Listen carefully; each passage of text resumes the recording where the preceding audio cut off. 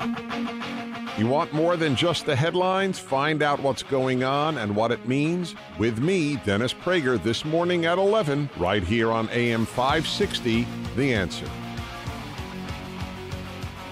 Good morning, Dan and Amy. White House Budget Director Mick Mulvaney says he wouldn't have voted for the Republican deal with the Democrats on a 2-year budget that lifts the sequestration spending caps.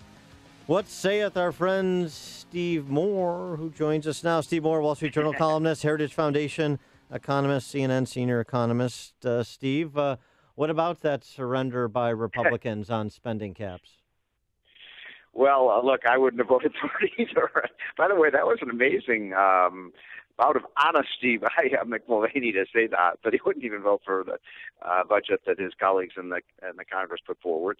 It was a disgrace. There's no sugarcoating this, Dan and Amy. Republicans railed against big deficit spending under Obama for 8 years, and then they take charge, and they're right at it again. And so it's disappointing. Now, Democrats are extremely hypocritical here, too. The Republicans wanted to spend more on the military. The Democrats wanted to spend more money on social programs.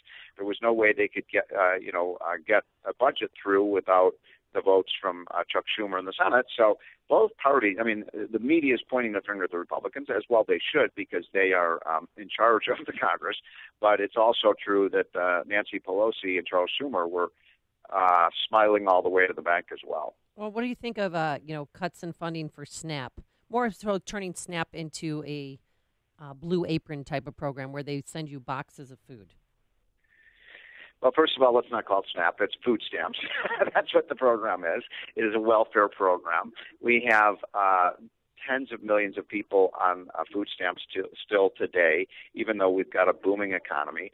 I believe the single most important thing, Amy, for food stamps is that anybody who's on food stamps and is able-bodied should be required to prove, number one, they're a legal resident of the United States, right, that they're not here illegally, and number two, that if they're able-bodied, they have a job or they're looking for a job. And if they're not, they shouldn't get welfare. So we could cut the food stamp budget in half. We could cut the Medicaid budget by tens of billions of dollars if we just made sure that everybody was working. At this day and age, in the vast majority of the country, there's no reason why somebody who's able-bodied can't find a job. Trump met with state and local officials the other day to talk about his vision for infrastructure investment writ large, and he wants to sort of, at least the top line is he wants to devolve the spending authority to state and local authorities to fund the projects that they prioritize. What's your review of his overall infrastructure spending plan? I like it, actually.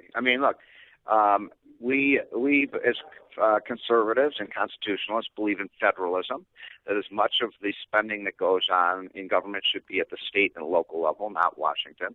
I was just on CNN about 15 minutes ago, and I was asked the same question by Chris Cuomo, and I said, look, why should someone in Illinois or Maine or Minnesota or Georgia have to pay for the $50 billion absurd, high-speed rail system in California?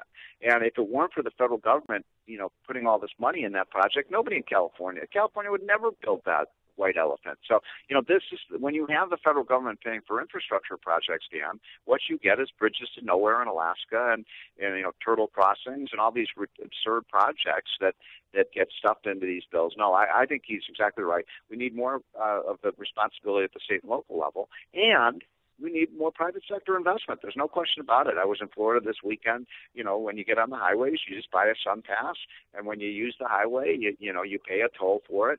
I'm a big believer in the user pays principle. So, user pay, was it based on mileage, or do you like just the tolls that are set up, that are in place right now?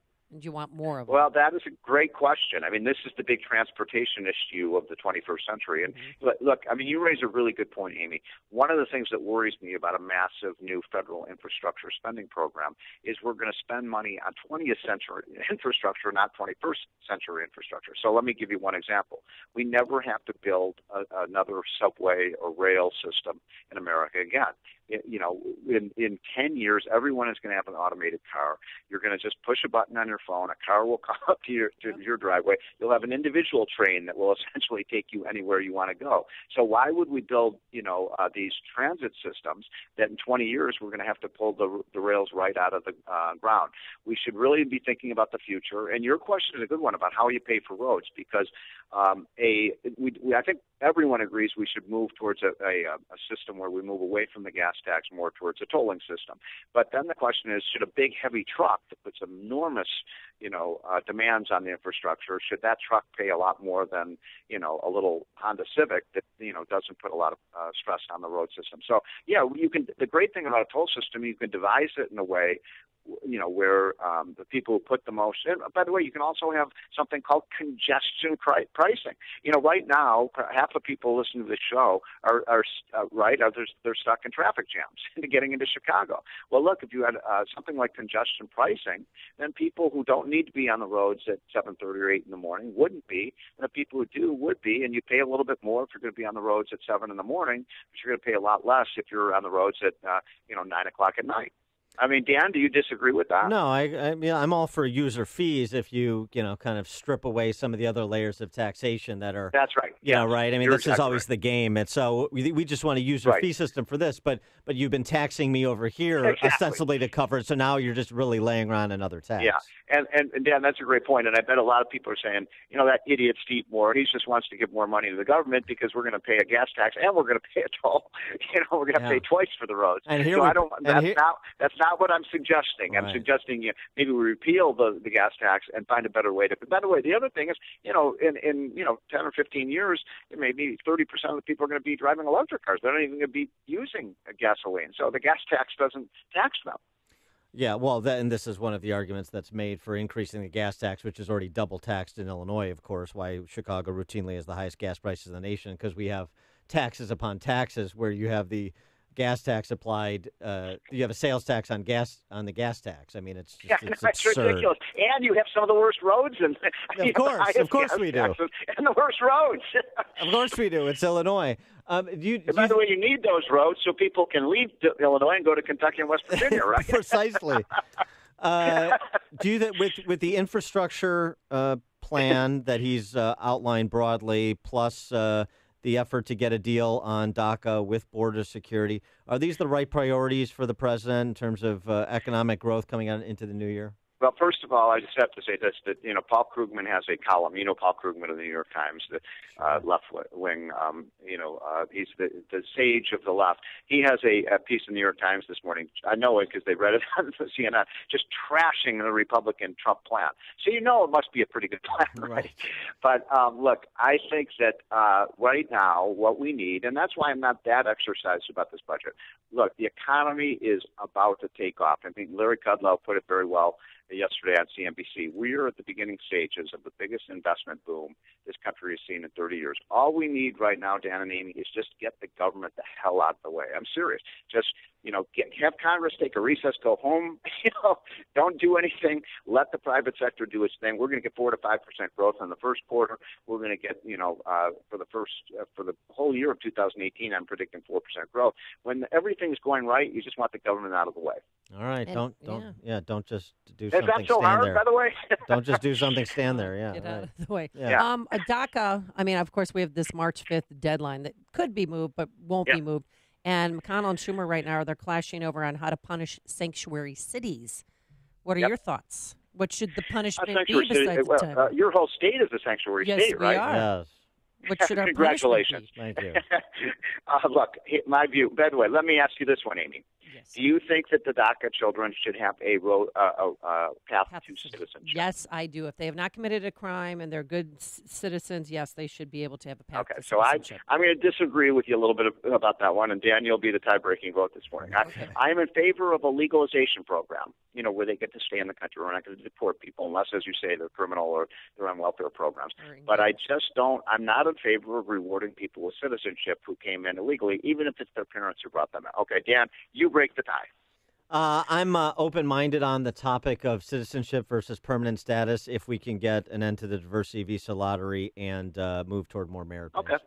I guess I could live with that, I can live with that too. Look, we need more immigrants. I mean, that's the other big thing. This idea that we should be reducing legal immigration is stupid. I mean, this economy is going to be booming. We need the workers. We need the people who are talented and skilled. And I'm in favor of getting rid of the illegal immigration and being tough on that. But I also think we should be increasing. And I'll give you one last thought for you all to chew over, as we exit this segment. Why not, if we're going to have a system where we're going to have some kind of lottery, why not put up the visas for auction? Yeah. And raise some money. Absolutely. Go to the highest bidder. Find the market clearing price. That's a Milton Friedman idea. Absolutely. This is what I always wanted to do with state jobs. Bid them out like we do contracts. Yeah, you get a market clearing salary for state jobs.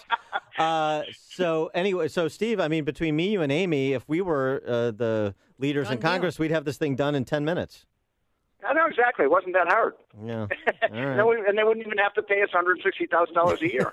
Exactly. Good talk. He is Steve Moore, Wall Street Journal columnist, Heritage Foundation economist, CNN senior economist. Steve, thanks for joining us. Appreciate it. Have a great week, guys. You too. And he joined us on our turnkey.pro answer line.